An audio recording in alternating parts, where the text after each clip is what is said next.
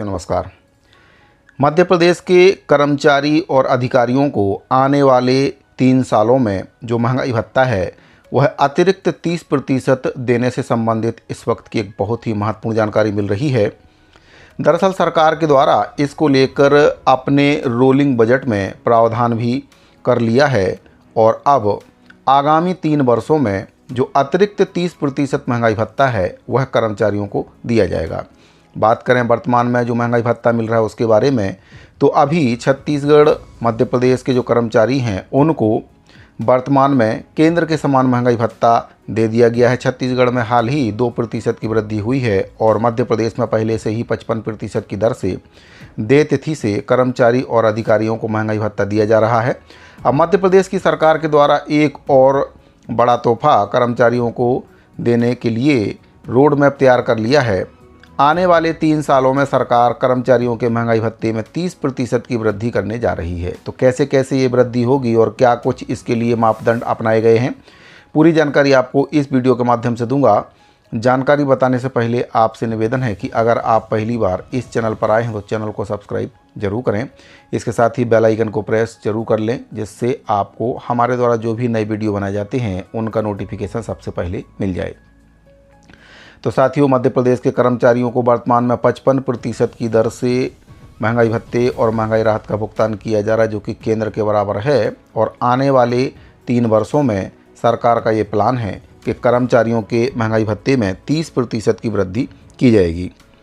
तो इसमें जो वृद्धि होगी वह कब कब होगी और कैसे होगी, इसके बारे में आपको बता देता हूँ।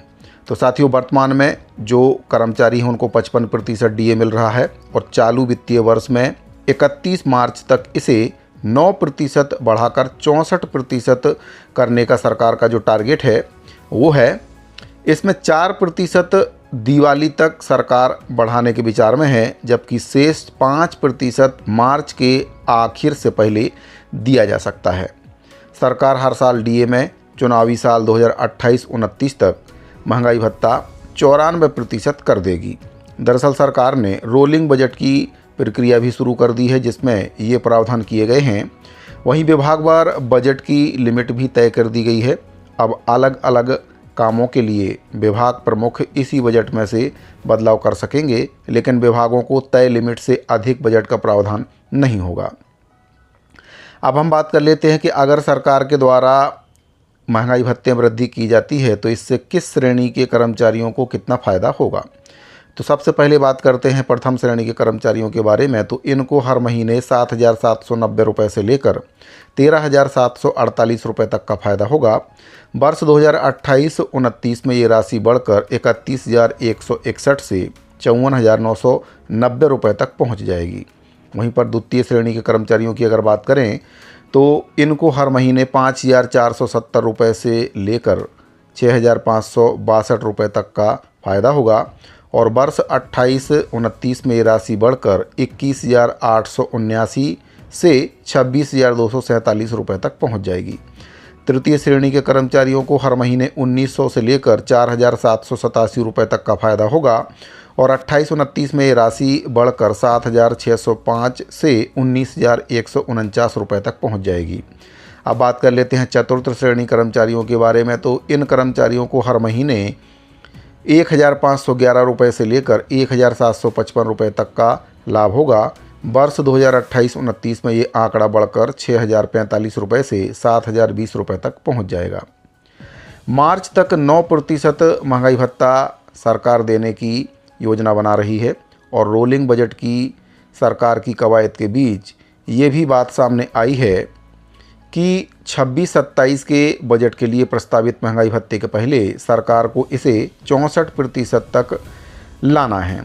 अभी प्रदेश के कर्मचारियों को राज्य सरकार 7वें वेतनमान पर 55% महंगाई भत्ता दे रही है और माना जा रहा है कि इस साल दिवाली के समय फिर अगले साल फरवरी मार्च में 2 किस्तों में 4% और 5% महंगाई भत्ता देकर इसे 31 मार्च के पहले 64% तक पहुंचाया जा सकता है। बात करें 5वें और 6वें वेतनमान वालों को इसका फ़ायदा कितना मिलेगा, तो वित्त विभाग ने कहा है कि जिन विभागों में 6वें या 5वें वेतनमान पाने वाले कर्मचारी हैं उन्हें भी हर साल 10% महंगाई भत्ता बढ़ा कर दिया जाएगा। 6वें वेतनमान में वर्तमान में 252% तक महंगाई भत्ता दिया जाता है। इसके आधार पर वर्ष 2026-27 में 265%, वर्ष 2027-28 में 280% और वर्ष 2028-29 में 295% महंगाई भत्ता दिया जाएगा। इसके हिसाब से विभागों को रोलिंग बजट में प्रावधान करना होगा।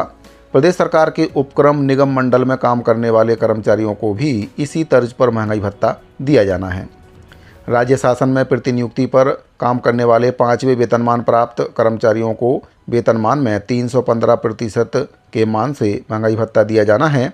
इसके आधार पर वर्ष 2026-27 में 325%, 27-28 में 335 और 28-29 में 345% के हिसाब से बजट प्रावधान किया जाएगा। वित्त विभाग ने विभागों को रोलिंग बजट तैयार करने के निर्देश दे दिए हैं। इसके साथ ही विभागों को अगले 3 सालों के लिए बजट की अलग अलग सीमा भी तय कर दी है, यानी कि ये लिमिट बता दी गई है कि विभाग वर्ष 2026-27, 27-28 और वर्ष 2028-29 के लिए जो बजट तैयार करेंगे उसकी लिमिट क्या रहेगी। वहीं पर वित्त विभाग ने यह भी कहा है कि प्रशासकीय विभाग अधीनस्थ बजट नियंत्रण अधिकारी को उपलब्ध कराई गई बजट सीमा में आवश्यकता के अनुसार इंटरनल चेंज कर सकेंगे, लेकिन विभाग का कुल बजट विभाग के लिए निर्धारित बजट सीमा के अंतर्गत ही होना आवश्यक है। हर योजना में खर्च करने की वजह भी इसमें बतानी होगी। वित्त विभाग ने पहले ही ये कहा है कि अब हर योजना के लिए ये स्पष्ट करना होगा कि उस पर खर्च क्यों किया जा रहा है और उसका लाभ किसे होगा और उसका सामाजिक और आर्थिक असर क्या होगा। इसके साथ ही ये भी कहा गया है कि विभागों की नई योजना के प्रस्ताव 31 अक्टूबर तक लिए जाएंगे। रोलिंग बजट के तहत आर्थिक बदलाव, डिमांड चेन में व्यवधान या ग्राहक डिमांड में परिवर्तन के अनुसार शीघ्रता से बजट समायोजित किया जा सकता है।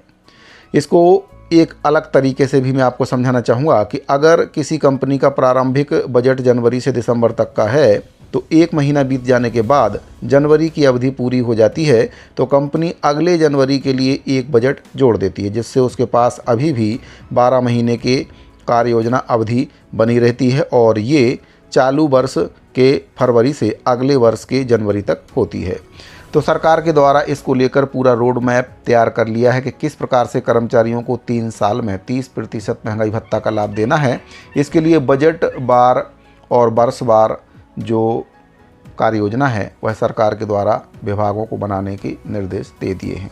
तो साथियों, मध्य प्रदेश के कर्मचारियों के महंगाई भत्ते को लेकर ये बहुत ही महत्वपूर्ण जानकारी मिल रही थी। उम्मीद करता हूँ कि दी गई जानकारी आपको अच्छी लगी होगी। साथियों, अगर आपको जानकारी अच्छी लगी हो तो वीडियो को लाइक करें, शेयर करें और अगर आपने अभी तक चैनल को सब्सक्राइब नहीं किया तो चैनल को सब्सक्राइब जरूर करें। इस वीडियो फिलहाल इतना ही, मिलते हैं अगले वीडियो में। अभी के लिए दीजिए इजाज़त। धन्यवाद।